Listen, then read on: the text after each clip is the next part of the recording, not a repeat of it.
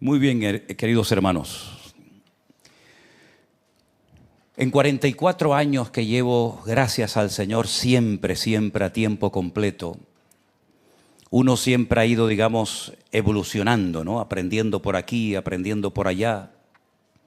Y una de las preguntas que en los últimos años yo me he estado haciendo, ¿no? ¿Cómo es posible que haya veces hermanos que hayan escuchado los mismos mensajes, los mismos cultos, las mismas actividades de todos los demás? ¿Y cómo es posible que algunos todavía no han llegado a ese nivel de madurez que el Señor espera de todos y de cada uno de nosotros? ¿Es que acaso este tema de la madurez es como una especie de suerte, una especie de lotería que a unos les tocó y a otros no? En absoluto.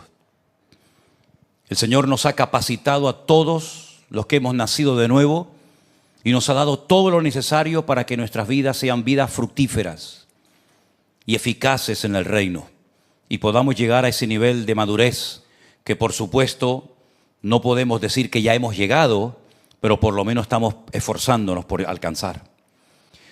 Nuestro máximo ejemplo de madurez, sin lugar a dudas, fue nuestro Señor Jesucristo. Él fue perfecto en todos los aspectos de su vida, la forma de hablar, la forma de reaccionar, la forma de tomar decisiones, etc. Y si alguien fue maduro totalmente, de pies a cabeza, ese fue nuestro Señor Jesús. Él es nuestro ejemplo a imitar, ¿verdad? Pero la pregunta es, ¿por qué hay creyentes que parece que maduran más rápidamente que otros? Cuando yo digo todos escuchan lo mismo, todos asisten a las mismas actividades, etcétera, etcétera. A veces es un misterio, realmente les digo, es como el crecimiento de la iglesia. Hay iglesias que crecen, entre comillas, sin hacer nada, y hay iglesias que están todo el día en un sinfín de actividades y no crecen como ellos esperaban que tenían que haber crecido. Así que el tema este de la madurez es un tema para mí muy importante porque creo que casi el 99% de los problemas que a veces surgen en las congregaciones no es tanto por problemas, digamos, de tipo doctrinal. Porque, por ejemplo, los que se congregan en esta iglesia saben perfectamente lo que creemos y lo que no creemos. De hecho, prácticamente creo que en todas nuestras congregaciones, en la entrada de la iglesia, pues usted puede encontrar esa lista que dice, en esto creemos. Y uno se posiciona, ¿verdad? Y uno asiste a la congregación en la cual uno se siente más identificado, no solamente con el estilo, ¿no? Sino también con la doctrina. Absurdo sería asistir a una congregación que tiene una doctrina o unas normas diferentes a las que uno cree y no tiene ningún sentido. Así es que yo creo que, por lo menos en esta etapa de la historia, en otros momentos de la historia no, pero creo que la mayoría de los problemas que muchas veces surgen en congregaciones, entre ministros del evangelio, entre hermanos, no es tanto por problemas, digamos, de tipo doctrinal, sino por cuestiones de madurez o falta de madurez. Ahora, las características elementales de una persona inmadura, pues yo creo que prácticamente todas las conocemos. Pero he elaborado una pequeña lista de algunas características y mientras la leo, mientras la comparto, a lo mejor alguno de ustedes se siente identificado con alguna de las características que voy a leer. Espero que no con todas. Pero presten atención, porque la gente inmadura, generalmente gente que se deja llevar por los impulsos. No reflexionan, no meditan, no consultan, sino esto es lo que siento y allí voy, como caballo desbocado, ¿no? Son personas impulsivas, personas que no piensan muchas veces en las consecuencias que puede traer esa palabra, esa decisión, esa visita, ese viaje o esa relación. Las personas inmaduras son personas inestables. Pablo los define como fluctuantes en la carta a los Efesios. Son personas que carecen de muy poca o prácticamente nada de voluntad. Y algo terrible que suelen hacer muchas veces la gente inmadura es que justifican sus pecados o sus errores, condenando a veces a otros para justificar sus pecados o sus carencias, apagando la luz de los demás para que la tuya brille, ¿no? Son personas incapaces de asumir responsabilidades o compromisos. viven en una adolescencia permanente o eterna. Pasan de la risa al llanto o del llanto a la risa en segundos, como los niños, que los ves ahora llorando y a los 5 minutos lo ves riendo, jugando con el compañero. Muchas veces son dominados por el temor o por complejos que no han superado, a veces hasta de la infancia, y por eso sufren a veces inseguridad en sus emociones, angustia, nerviosismo, miedo al rechazo, y la lista sería interminable. No voy a preguntar cuántos se han sentido identificados con la lista porque no queremos humillar a nadie. Pero entonces pasemos a la lista o a las características de las personas maduras, ¿les parece? Las personas maduras son personas que alguien los definió como personas autónomas, responsables y estables. Repito, autónomas, responsables y estables. No dependen de las circunstancias, no se dejan arrastrar por el ambiente, sino que ellos, si es necesario, cambian el ambiente y la atmósfera espiritual de un lugar.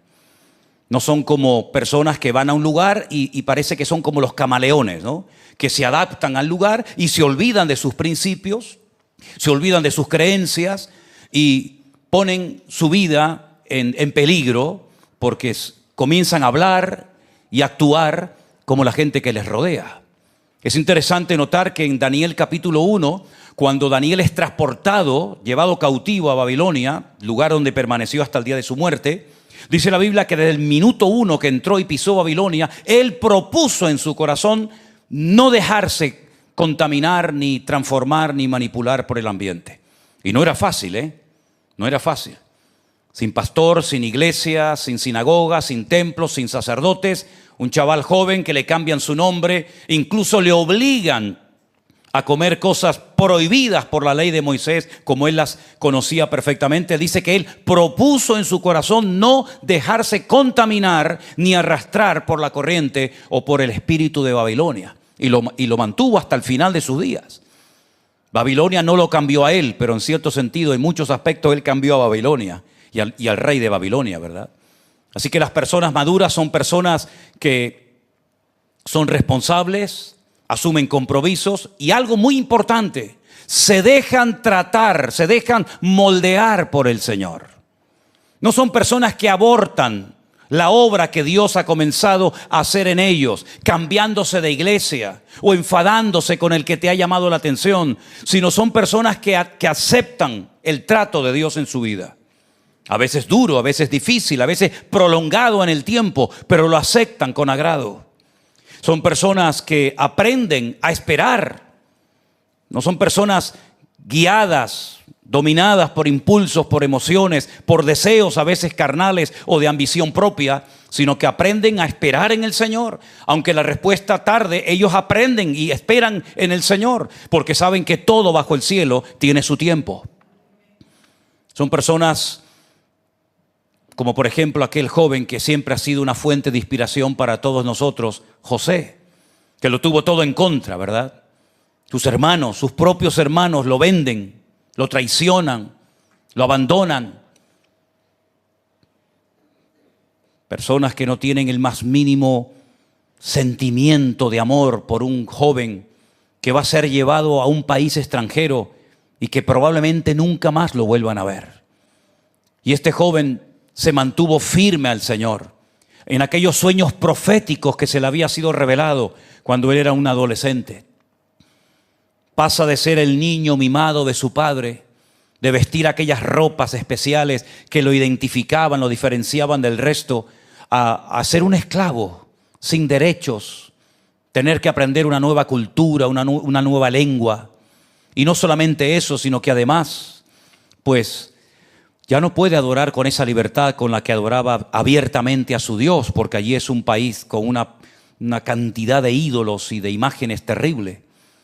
Pero vemos que hay como un descenso en su vida. Me recuerda mucho la porción que hemos leído esta tarde, ¿no?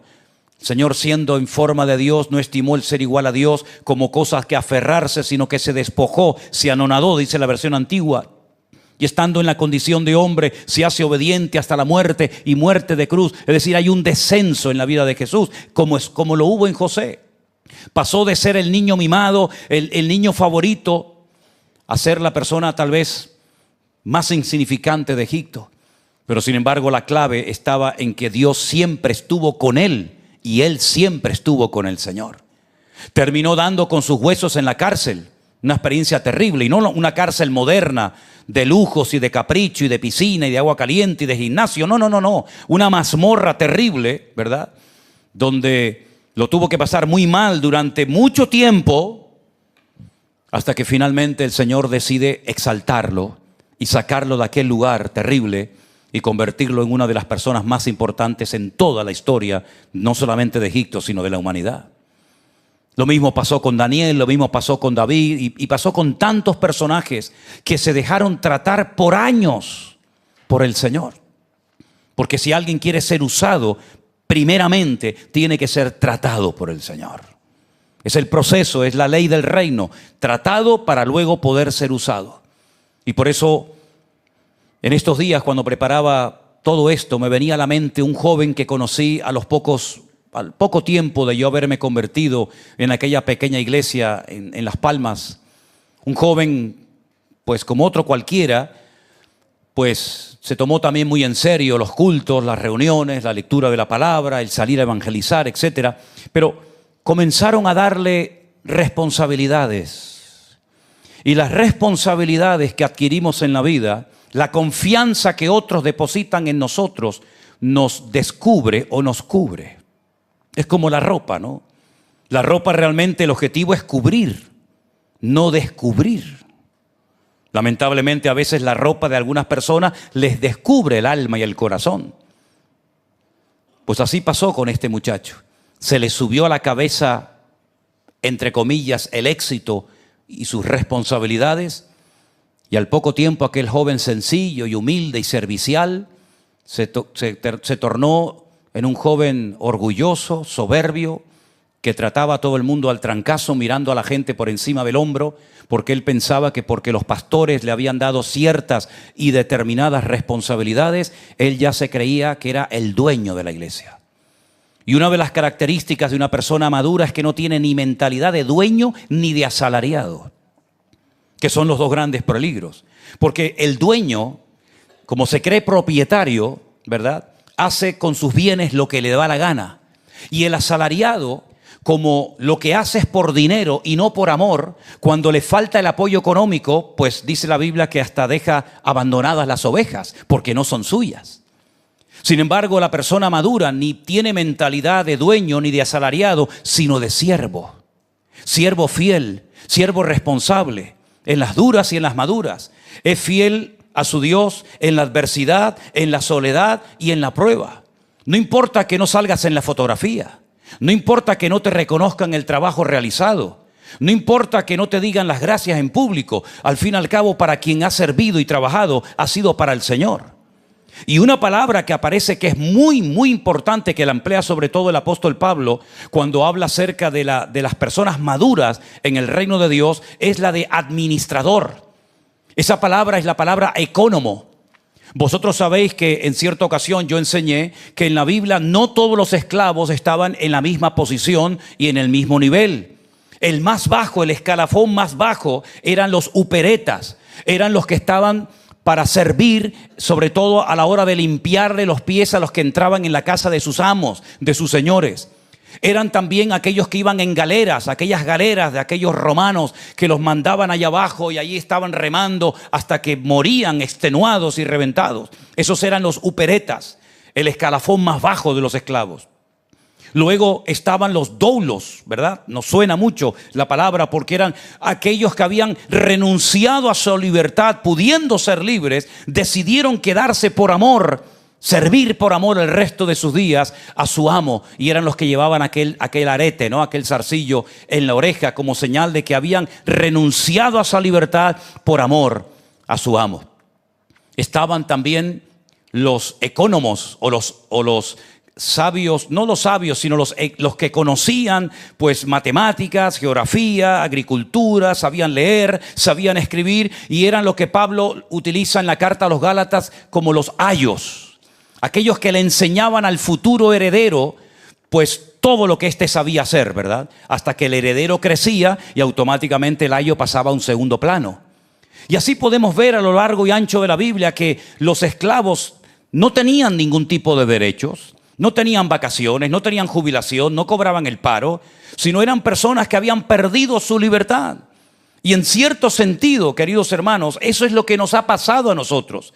Hemos perdido lo que nosotros consideramos nuestra libertad para decidir y para ir a donde queríamos. Como le dijo el Señor a Pedro, cuando eras joven ibas a donde querías, mas cuando seas viejo te ceñirá otro y te llevará donde no quieras ir. En otras palabras, la renuncia de la voluntad con gozo y con alegría es una de las características del creyente maduro. Como Cristo tuvo que renunciar a su propia libertad a la noche que fue entregado en el huerto de Getsemaní. Padre, pasa de mí esta copa, mas no se haga mi voluntad, sino la tuya. En otras palabras, tiene un espíritu de servicio, se goza en el servicio. Aunque nadie se lo pida, es una persona que tiene iniciativa. No es un cero a la izquierda, no es una persona que siempre está viendo lo que otros hacen, sino es una persona que motiva. Es una persona que no depende de una llamada, no depende de una visita, no depende de ningún estímulo externo, sino depende única y exclusivamente de su comunión y de su relación con el Señor. La persona madura, la meta de la vida de una persona madura es servir a Dios, servir a los demás. Se goza en el servicio. Y por supuesto, no solamente es constante y no solamente es responsable, sino que también es una persona que está dispuesta a dar su vida por lo que hace. Y todas estas características las vemos en nuestro Señor Jesucristo. Él dio su vida por amor a nosotros, sin tener que hacerlo, pero lo hizo. Y llegó a decir, yo no he venido a ser servido, yo he venido a servir y a dar mi vida en rescate por muchos. Amén, hermanos. La pregunta que hice hace unas semanas atrás, la vuelvo a hacer esta tarde. ¿Queréis ser maduros? ¿Estáis dispuestos a pagar el precio? La edad no tiene nada que ver con la madurez. Teóricamente, con la edad o con el tiempo de conversión, ya tendríamos que tener un cierto nivel de madurez en todos los aspectos y áreas de nuestra vida. Pero muchas veces no es así. Te puedes encontrar una persona joven que es más madura que gente que tiene una cierta edad, ¿verdad? Le pasó a Timoteo cuando Pablo lo deja como pastor al frente de la obra en Éfeso. Pablo pastoreó esa congregación 2 años y deja a Timoteo al frente de la misma. El día de la despedida, pueden leerlo en Hechos capítulo 19, Pablo dio un mensaje tremendo. Llegó a decir cosas tan fuertes, tan duras como esta. Yo sé que después de mi partida se levantarán entre vosotros los lobos rapaces que no perdonarán al rebaño. Nadie espera que de un grupo de ancianos, un grupo de liderazgo, un grupo de siervos de Dios se terminen despedazando entre ellos y dividiendo la obra y atacando al que Dios ha puesto al frente. Pues eso fue lo que pasó en la iglesia de Éfeso. Claro, Timoteo siempre había estado a la vera, ¿no? Siempre había estado pegado. Era el que seguía al apóstol Pablo, pero ahora él ha tomado el 100% de la carga, el 100% de la responsabilidad y se lo quieren comer. Es joven, enferma, parece que no tiene mucha experiencia y entonces probablemente le escribe a Pablo diciendo, sácame de aquí, me estoy quemando, me van a destruir, me van a quemar. Y el apóstol Pablo le escribe una carta y una de las cosas que le dice para animarlo es, sufre penalidades como buen soldado de Jesucristo. Y me imagino que Timoteo cuando leyó aquello dijo, pero hombre, yo pensé que me iba a decir, bueno, coge el barco y vente para acá. No, quédate ahí, cumple con tu ministerio. Y predica la palabra a tiempo y fuera de tiempo. Y echa mano de la vida eterna. Y recuerda la fe que tienes, que primeramente habitó en tu abuela Loida, después en tu madre Eunice, y estoy seguro que en ti también. Y además te digo algo, aviva el fuego del don de Dios que está en ti. En otras palabras, no le abre la puerta para que huya, sino que lo mantiene allí, porque es allí donde la persona madura crece, se desarrolla, aprende disciplina, aprende constancia, aprende obediencia, aprende a aguantar. Y eso es lo que hace que una persona se convierta en una persona madura, fiel y responsable en los caminos del Señor. ¿Cuántos dicen amén? Ahora, nosotros trasladamos a la vida cristiana, y estoy convencido de ello. Estoy convencido de lo que voy a decir ahora. Nosotros trasladamos nuestro carácter a nuestra vida cristiana. Nuestros defectos y nuestras virtudes se amplifican cuando nos convertimos. Sale lo mejor y lo peor de nosotros cuando se nos pone la lupa del Evangelio encima de nuestra vida. Y nuestro carácter, que puede ser nuestro mejor aliado, se puede convertir en nuestro peor enemigo. Hasta el punto que el mismo apóstol Pablo llegó a decir: miserable de mí, ¿quién me librará de este cuerpo de muerte? Puesto que llegó a admitir, sí, el apóstol Pablo llegó a admitir y lo escribió para que toda la cristiandad que viniera en el futuro lo supiera, las tremendas luchas personales e internas que él llevaba adelante en su vida. Hasta el punto que dice: lo que quiero hacer no lo hago, sino lo que hago lo que no quiero, y hallo esta ley que mora a mí.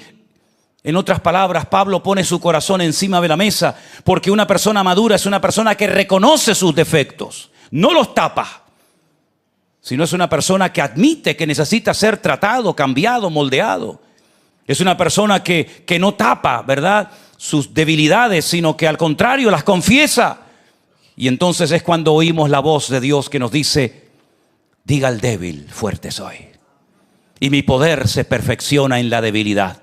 Por tanto, Pablo aprende una lección personal que no ha aprendido en ninguna parte. Dice: entonces cuando soy débil es cuando soy fuerte. Y comenzaré a gozarme más bien en mis debilidades más que en mis victorias obtenidas. Así que, mis queridos hermanos, el proceso para llegar a la madurez es un proceso largo, es un proceso arduo. Pero lo primero que tienes que preguntarte es: ¿quieres ser maduro? Porque hay personas que piden consejos a cierto tipo de personas, porque están esperando una palabra, una respuesta que si vas a otro tipo de personas no la vas a oír. Y entonces buscas el camino fácil. Es como cuando el niño ha oído que su madre le ha dicho: no más caramelos. Y entonces el niño va al padre. Y el padre dice: sí, sí, coge los que quieras. Y ahí se lía el padre y la madre. Y cuando el niño ve que el papá o la mamá le han dicho que no, entonces se va al abuelo. Y si el abuelo dice que no, se va a la abuela. Y siempre busca una salida, ¿verdad?, con tal de no admitir que se le ha dicho no. ¿Y cuántas veces hemos dicho que nuestro Dios puede responder con un no rotundo? A veces responde con un sí, y a veces también guarda silencio. Y ahí viene la madurez y la experiencia y el discernimiento para saber cómo interpretar el silencio. Como dice la ley, ¿no? El que calla otorga, ¿no? El silencio administrativo. Ahora, cuando vamos a la palabra de Dios, nos encontramos que para poder alcanzar madurez, a veces hay que pedir ayuda. Y hay que pedir ayuda porque hay gente que su indisciplina, su falta de constancia, le está pasando factura. Si tú has sido una persona inconstante en todo, en los estudios, en el trabajo, una persona indisciplinada que hoy quiere una cosa y mañana quiere otra, cuando tú te conviertes esa área de debilidad en tu vida, el diablo la puede utilizar para crearte grandes problemas. Y por eso tienes que pedir ayuda, porque hay ejercicios para poder desarrollar disciplina en nuestra vida. Como se puede disciplinar el cuerpo a la hora de la comida, o del sueño, o del trabajo, o de cualquier cosa. Pero lo que tienes que partir de la base es que habrá momentos en los que tú solo o sola vas a poder obtener ciertos y determinados resultados y victorias. Pero habrá otros momentos en los que tendrás que pedir ayuda. La Biblia dice que durante años David mató a todos los gigantes que se le aparecían en el camino. Pero llegó un momento que tuvo que pedir ayuda. Y cuando aquella pesca milagrosa se produjo como consecuencia de un acto de obediencia a la orden del Señor, echad la red a mano derecha, la Biblia dice que tuvieron que pedir ayuda a las barcas que estaban cerca, porque si no, ellos no podían con toda aquella abundancia. En otras palabras, acostúmbrate a pedir ayuda si la necesitas, y más para tu crecimiento y para tu desarrollo espiritual. Rodéate de gente espiritual, no de mequetrefes, no de gente débil en la fe, no de personas fluctuantes, sino de personas maduras que te puedan transmitir su madurez y su experiencia para que tú puedas crecer y parecerte cada día más y más al carácter de nuestro Señor Jesucristo. Deja de ponerte metas irracionales, ilógicas e infantiles. Es como si yo dijera: hermanos, tengo una ilusión con subir al Everest. Me hace una ilusión tan grande subir ahí arriba. Hermano, usted puede tener la ilusión que quiera, pero Manolo, tú no vas a subir nunca al Everest. Es más, te puedes quedar por el camino, hijo. Así de claro. Yo tengo una ilusión tan grande en dar la vuelta al mundo en un velero, yo solo. Ya. Tú puedes tener la ilusión que quieras, pero primero no tienes ni velero. Y en segundo lugar, tú no vas a dar la vuelta al mundo, no vas a salir en el barrio, te vas a perder en el barrio. Es decir, hay gente que tiene una imaginación peligrosa, porque te hacen creer y crear una falsa expectativa de que en cualquier momento tu vida va a cambiar y va a aparecer lo que no ha aparecido nunca, pero de momento, en un momento y en un abrir y cerrar de ojos. Ya iba a decir, se tocará la trompeta y los muertos en Cristo, ya me iba a ir por otro mensaje. No, ese no es. No es así, querido hermano, cómo funciona esto. Tienes que tener paciencia contigo mismo y con los demás, porque la madurez no llega en 2 días. Permítame poner un ejemplo fácil de entender. Cuando una mujer se queda embarazada, hay momentos que ya lo siente, ya sabe que está ahí, se mueve.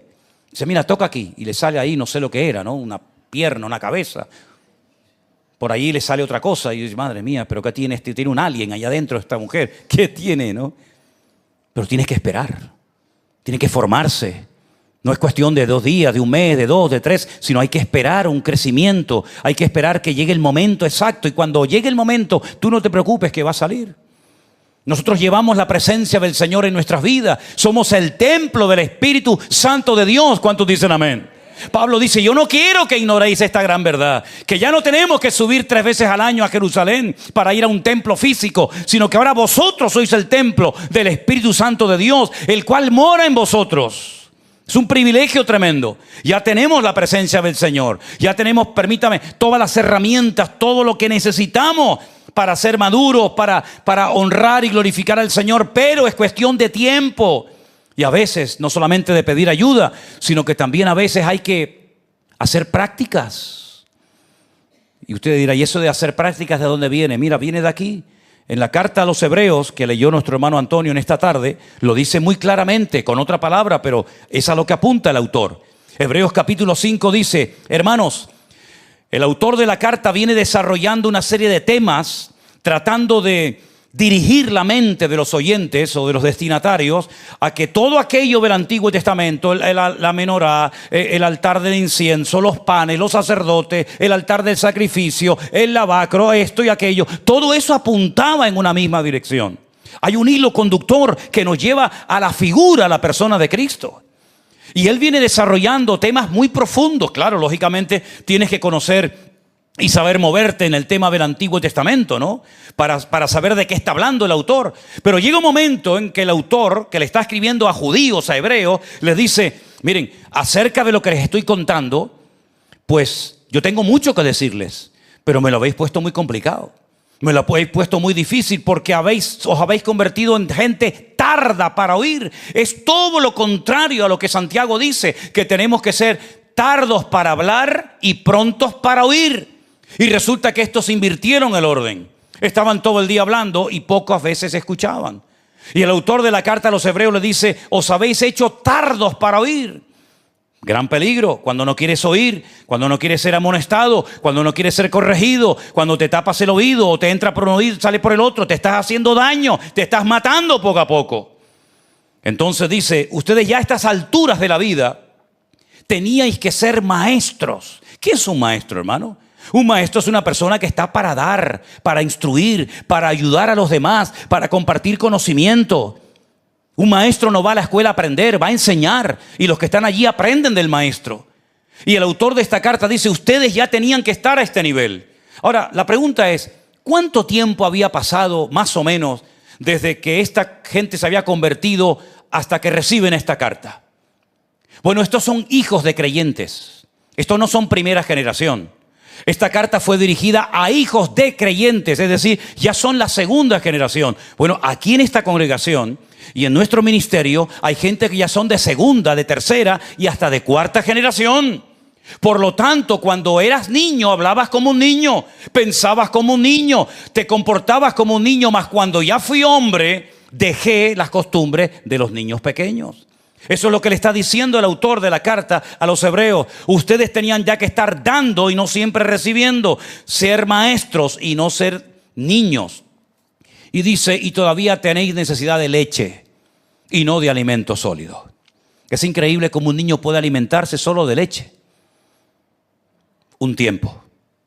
Pero dale a un tipo de 18 años un vaso de leche dos o tres veces al día. A ver si aguanta. Llega un momento en que dice, oye, ponme algo con cuchillo y tenedor porque me estoy poniendo blanco. Todo aquel que participa de la leche es inexperto en la palabra. Porque es un niño. El alimento sólido es para los que han alcanzado, los que han llegado al nivel de madurez, los que por el uso o por la práctica tienen los sentidos ejercitados en el discernimiento del bien y del mal. Si no son personas de brazos cruzados, no son personas que están viendo los defectos de los demás para ver cómo justifico los míos. No.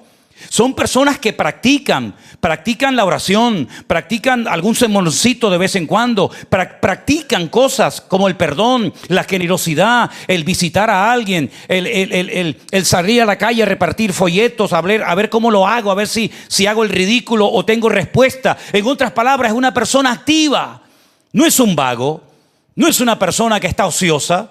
Porque la Biblia dice que uno de los problemas que hubo en la ciudad de Sodoma y Gomorra fue la abundancia de pan y la ociosidad.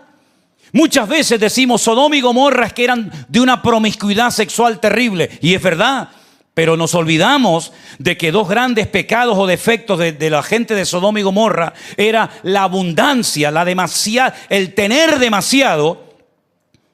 Y además de eso, la ociosidad. Se aburrían. Y yo he dicho que para no pecar, procura estar siempre activo en las cosas del Señor. Y si estás activo, no vas a tener tiempo ni para pecar, ni para desanimarte, ni para deprimirte. Pero la persona que tiene cosas y encima dispone de demasiado tiempo libre y no le invierte en el Señor, es vulnerable a cualquier dardo de fuego del maligno en su vida. Por eso el cristiano maduro es una persona que administra los recursos del Señor, administra los dones o talentos que el Señor le ha concedido por un tiempo, administra su tiempo, administra absolutamente todo. Es una persona que es un reloj.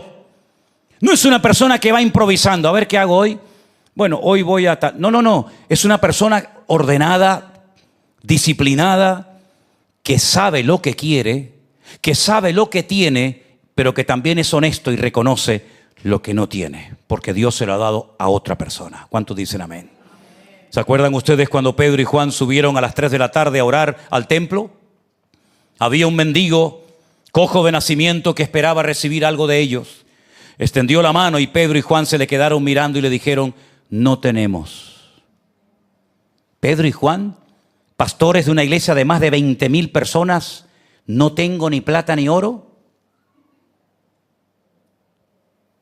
Efectivamente, porque eran administradores, no eran dueños, no eran propietarios de las finanzas de la iglesia, sino que administraban las riquezas que tenía la iglesia en aquel momento, pero a título personal, ellos no mintieron cuando dijeron, no tenemos en este momento nada económico que ofrecerte. Además, aunque lo tuviéramos, tu problema no se soluciona con dinero. Pero tenemos otra cosa, tenemos algo mejor que el dinero. Más que el poder económico, tenemos el poder del nombre, sobre todo nombre de Cristo. Así que a ti te digo, levántate, toma tu lecho y anda. Y dice la Biblia que caminó y glorificó a Dios y entró al templo con ellos. En otras palabras, el cristiano maduro sabe lo que tiene y lo que no tiene. Por eso no se mete donde no lo llaman. Por eso es una persona prudente. Por eso es una persona que sabe en qué parcela me tengo que mover y en qué terreno no te metas, porque ese no es tu terreno, hermano y hermana. Sin embargo, el inmaduro va picoteando de flor en flor. Será esto, será aquello, porque en el fondo no sabe ni lo que quiere. Hoy le gusta Juan, mañana le gusta Pedro. Pasado le gusta María, el otro día le gusta Antoñita. Y así va cambiando de flor en flor y al final no sabe ni lo que tiene. ¿Y sabe lo que produce la inmadurez en la vida de una persona? Insatisfacción. Y no hay nada peor que ver un cristiano o una cristiana insatisfecho porque le ha dado tanto lugar a la inmadurez que se ha convertido en una persona que vive, pero no sabe ni por qué está en este mundo. Todos y cada uno de nosotros hemos nacido por la voluntad de Dios. ¿Cuántos dicen amén? Si alguien lo duda, te lo vuelvo a repetir. Todos y cada uno de nosotros hemos nacido porque Dios lo permitió que naciéramos. ¿Pero para qué? ¿Para qué? ¿Qué sentido tiene la vida? ¿Qué sentido tiene la vida? Los 40, 50, 60, 70, 80, 90 o 100 años que vayamos a vivir, si es que llegamos, ¿qué sentido tiene en ese tiempo? Sabemos lo que ya hemos gastado, no sabemos cuánto nos queda. Por lo tanto, organicemos y planifiquemos nuestra vida de tal manera que el Señor diga: este hombre, esta mujer ha llegado a un nivel de madurez que sabe para lo que está en esta vida. Y estamos en esta vida ahora que hemos nacido de nuevo para honrar y servir al Señor todo el tiempo de nuestra vida. ¿Cuántos dicen amén? ¿Lo estás haciendo? ¿Lo estás haciendo? Queridos hermanos, los destinatarios de esta carta tenían un gran problema, que se habían quedado raquíticos. Qué bonito es cuando vemos a un niño pequeño, ¿no? Y vemos los deditos chiquititos, qué bonito, ¿no? Esos piececitos tan lindos. Y cuando empiezan a hacer tonterías, y empiezan a jugar, y empiezan a correr, y empiezan a decir una palabra, y empiezan a decir aquello. Pero te imaginas esa criatura que tanto gozo y alegría trae a un hogar, verlo un año y otro año y otro año y otro y otro y otro, y ver que no ha crecido. Sería un dolor para los padres tremendo. Ver que el niño no ha crecido, no se ha desarrollado. Tener a un niño que no sabe hablar, no sabe caminar. Un niño que no se ha desarrollado, un niño enfermito, un niño débil. No sería normal, al contrario, ya sería un dolor para los padres tremendo. Claro que el Señor te daría gracia para poder llevar esa prueba y otra más. Pero lo normal de la vida es que todo lo que nace crezca y se reproduzca. En las plantas, en los insectos, en los pájaros, en los animales, en los seres humanos. Y ahora que tenemos esa doble naturaleza, por decirlo de alguna manera, la naturaleza carnal o humana, ¿verdad? Que es la que nos permite formar familias y tener hijos, etcétera. También tenemos la naturaleza divina. Y el Señor dice que el que lleva fruto lo limpia, lo sigue moldeando y tratando para que lleve más fruto todavía. Pero aquel que no lleva fruto, ¿qué hace? Dice que lo corta y lo echa al fuego, porque no sirve para nada. No hay ni uno en esta tarde, en esta congregación, que no sirva para nada. Eso es rotundamente falso. El Señor cuenta contigo. Lo que pasa es que te hace falta disciplina, te hace falta orden en tu vida. Comienza a ponerte metas realistas. No empieces a soñar que vas a ser misionero en Guinea Ecuatorial, si ni siquiera le has hablado al vecino de la esquina de Cristo. Ponte metas realistas. Voy a leer este mes los 4 evangelios. Gloria a Dios. No digas voy a leer la Biblia en 15 días porque no la vas a leer. Voy a comenzar a memorizar un versículo a la semana.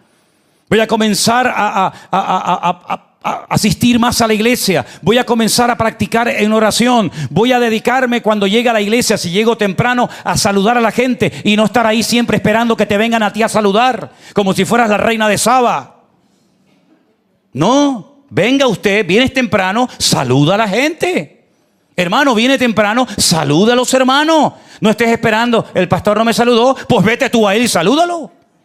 Es que pasó la hija del pastor, pasó Matías, pasó Pepito y no me saludó. Hombre, claro, si está siempre apoltronado ahí, que parece el Buda, Comienza a practicar, a saludar a la gente. Oye, ¿cómo estás? ¿Cómo te ha ido la semana? Oye, una pregunta, ¿y cómo está tu hija? ¿Y cómo viniste a la iglesia? ¿Viniste caminando? Oye, el coche me enteré que se te rompió, ¿te puedo echar una mano? ¿Y cómo vas a ir a la casa? No, yo tengo... pues vente conmigo, yo te llevo. En otras palabras, ábrete, intégrate. No vengas de excursión a la iglesia, hermano y hermana. No vengas de excursión con la mochila a ver qué va a predicar hoy este señor. No, vamos a integrarnos. Vamos a formar parte de... Y decir, oye, ¿cómo va la obra en Colombia? ¿Cómo va la obra en Estados Unidos ahora que has estado por ahí? Oye, ¿has estado estos días en la finca en Alicante? Nadie me ha preguntado nada.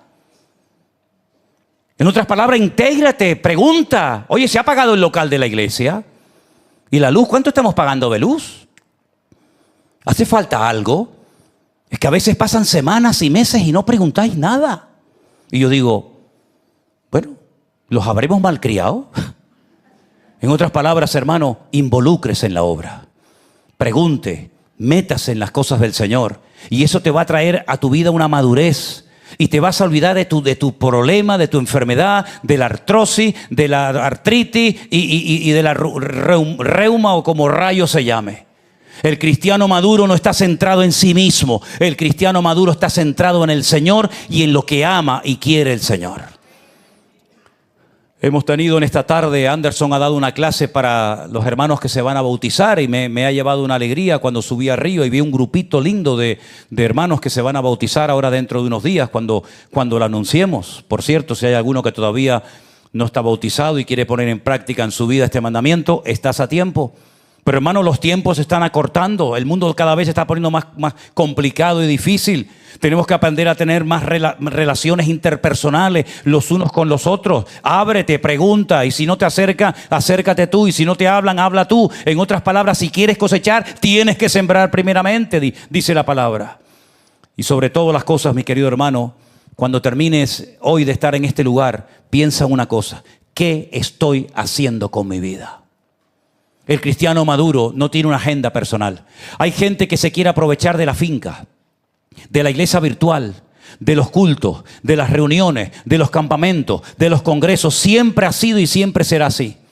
Pero el cristiano maduro no es el que dice: aquí voy a sacar tajada, aquí voy a sacar un beneficio personal, porque el cristiano maduro no tiene agenda personal. El cristiano maduro, la única agenda que tiene es esta: al Señor tu Dios adorarás y a Él solo servirás. Esta es la agenda de un verdadero cristiano maduro. Para Cristo vivo, para Cristo pienso, para Cristo actúo. Todo lo que hago, lo hago para Él y para glorificarle a Él. Ya no me interesa llamar la atención sobre mi vida. Ya no me interesa conseguir mi capricho personal. Lo único que me motiva en la vida y me mueve es honrar y glorificar a mi Señor y al cuerpo de Cristo, que Él lo ama. ¿Cuántos dicen amén?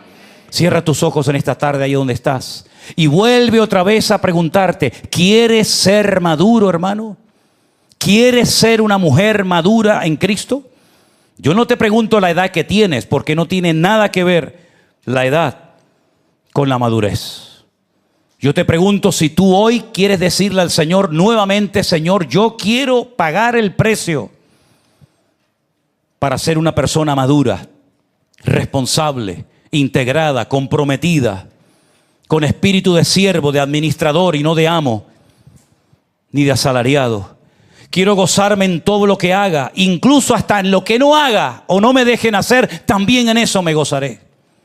Quiero aprender a ser constante en la adversidad. Quiero ser fiel en la soledad y en la prueba. Y quiero darte la honra y la gloria, Señor, en todo momento y en todo lugar donde tú me pongas.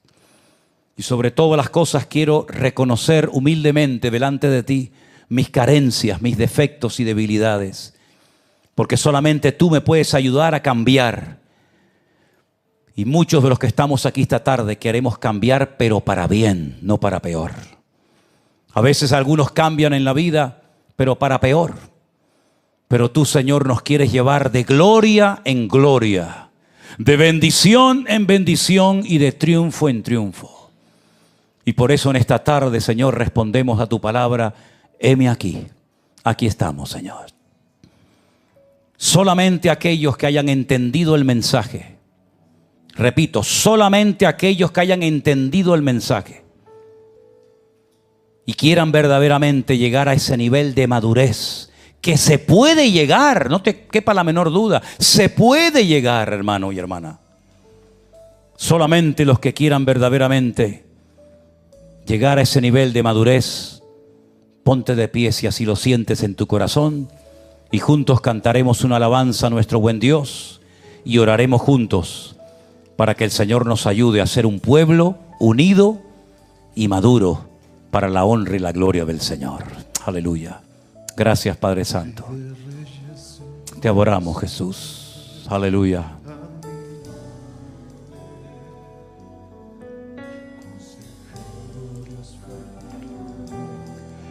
Aleluya. Sí, Señor. El Cordero que fue inmolado. Gracias, Señor Jesús, por tu presencia en esta tarde entre nosotros. A ti la gloria y la honra, mi Señor. Gracias porque nos permites congregarnos, alabarte, glorificarte a ti, Señor. Y aquí en este primer domingo del año te damos toda la gloria y la honra a ti, Señor. Gracias por el privilegio que nos das de poder congregarnos, de poder estar aquí delante de tu presencia. Gracias por todo lo que tú has hecho por nosotros en el año pasado y por todo lo que continuarás haciendo en este nuevo año, Señor. Bendito sea tu nombre, mi Señor. En el nombre de Jesús. Aleluya. Vamos a participar en esta tarde del pan y del vino, recordando la muerte, la resurrección y la venida del Señor. Y yo les decía a los hermanos en el culto anterior que hoy mismo recibía un correo de un matrimonio de hermanos del Salvador que están como misioneros levantando obra entre la comunidad latina en Suecia. Y el hermano me decía que llevan meses con la iglesia cerrada, que se están alimentando con los cultos que hacemos aquí en la iglesia. Es decir, que el hecho de poder estar aquí esta tarde nosotros con las puertas abiertas, celebrando una reunión para el Señor, ya es un motivo de alegría, porque hay muchísimos hermanos nuestros en muchas partes del mundo que no se pueden congregar. Así es que damos gracias al Señor por esta oportunidad. Los hermanos que nos van a ayudar a repartir la Santa Cena, si pueden pasar un segundito adelante, por favor. Y vamos a orar para que el Señor bendiga en esta tarde este momento tan importante. Gracias. Amén. Bendito sea tu nombre, oh Dios.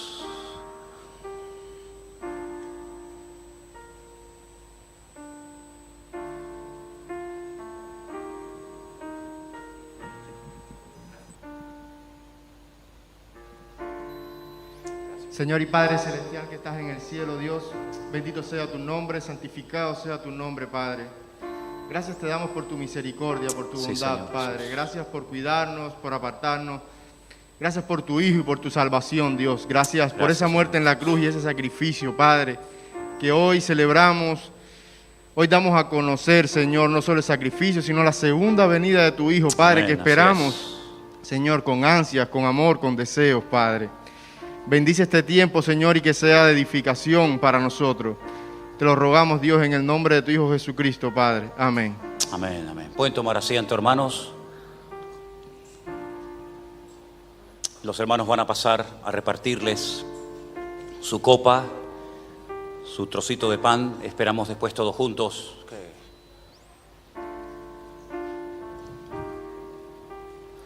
Como siempre leemos en la primera carta de Pablo a los Corintios, y en el capítulo 11 el apóstol Pablo da una serie de instrucciones a esa congregación, a esa iglesia que estaba pasando por momentos difíciles, por momentos delicados.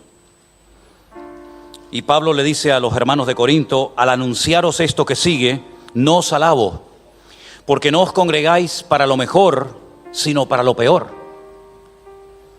Pues en primer lugar, cuando os reunís como iglesia, oigo que hay entre vosotros divisiones, y en parte lo creo. Porque es preciso que entre vosotros haya disensiones, para que se hagan manifiestos entre vosotros, ¿qué? Los que son aprobados. Es preciso, es necesario que entre vosotros haya disensiones, discrepancias, choques. ¿Para qué? Porque ahí se va a demostrar quiénes entre vosotros son los que han sido aprobados. Y hoy en día pasa lo mismo. Hoy en día hay a veces choques, problemas entre creyentes, entre personas que se llaman cristianos, porque siéntate aquí, no, yo me siento allá, no se quede fuera, no entre. Y yo digo, pues sí, es lo mismo, es exactamente lo mismo. 2000 años después, siguen habiendo disensiones, siguen habiendo choques, siguen habiendo malas actitudes, malas palabras. ¿Y todo eso para qué?